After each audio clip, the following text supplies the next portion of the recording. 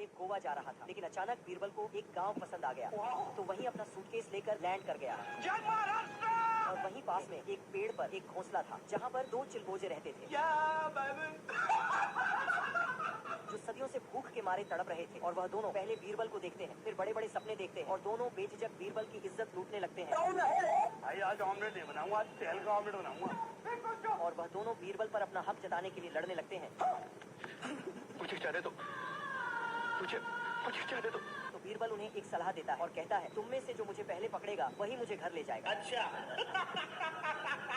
चावल सबके निकलेंगे, बट निकलेंगे उसके जो खड़ा रहेगा यहाँ पे।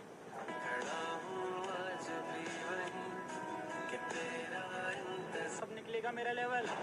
और मंगरू ने बीरबल को पकड़ने के चक्कर में अपने दोस्त को ही उड़ा दिया। बड़वा बीरबल अपनी पूरी पलटन के साथ आसमान के रास्ते से गोवा जा रहा था, लेकिन अचानक बीरबल को एक गांव पसंद आ गया, तो वहीं अपना सूटकेस लेकर लैंड कर गया। और वहीं पास में एक पेड़ पर एक घोंसला था, जहां पर 2 चिलगोजे रहते थे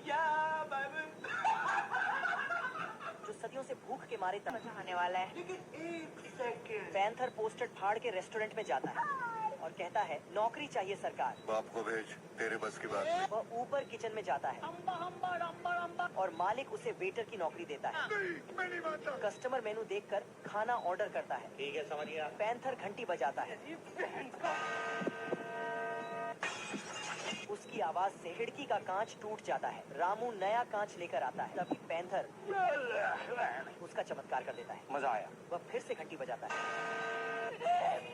रामू कांच को गिरने से बचाता है, लेकिन वह उसके हाथ में ही फट गया। ऐसा मत करो मेरी जान। कैसे कैसे लोग रहते हैं यार। वह सारे प्लेट को दीवार में सजाता है। जान नहीं आ रहा है। तभी घंटे की आवाज से सभी गिरने लगते हैं।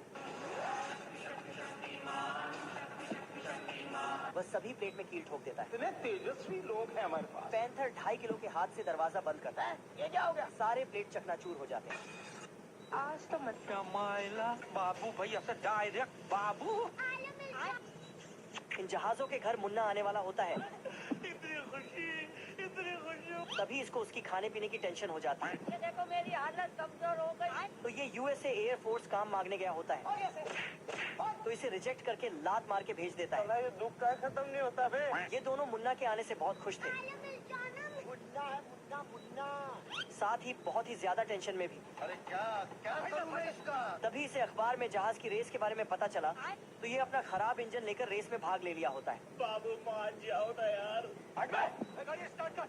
बड़े जहाज का इंजन खराब हो गया होता है, फिर भी वह रेस में भाग लिया होता है। यह देख इसका छोटा जहाज चोरी से बैठ गया होता है। रेस शुरू होते ही बड़ा जहाज का इंजन धुआं धुआं हो गया होता है। तभी इसका दोनों पंख भी जान बचा के भाग जाते हैं। तभी ये जहाज तेजी से नीचे आने लगता है। तभी छोटा उस्ताद अपने बाप को इस तरह गिरते हुए देख इसे बचा लेता है। फिर दोनों बाप बेटे मिलकर इन जहाजों की फाड़ के रख देते हैं और आसमान में अपना कारनामा दिखाने लगते हैं। गजब।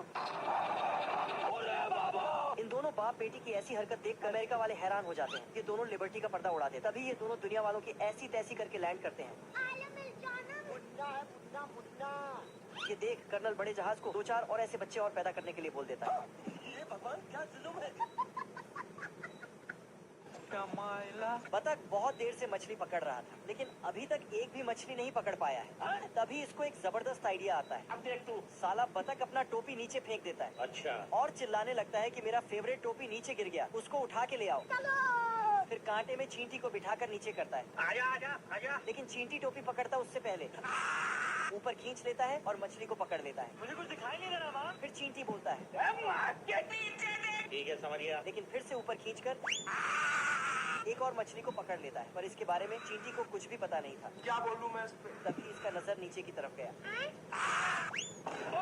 तब जाके इसको पता चला कि मुझे ही चारा बना दिया है। अरे खतरनाक लोग हैं। चिट्टी ऊपर आते ही देखता है कि बतख ने तो बहुत सारा मछली पकड़े। तू मेरा वो दोस्त है मेरे भाई। फिर दोनों हाथ मिलाते हैं और दबाकर ढेर सारी मछली खाते हैं। मजा आ गया भाई। तभी बतख को एक बड़ा सा नाव आते हुए दिखता है। फिर साला जल्दबाजी में चिट्टी को वहीं छोड़कर फरार हो जाता है। नहीं।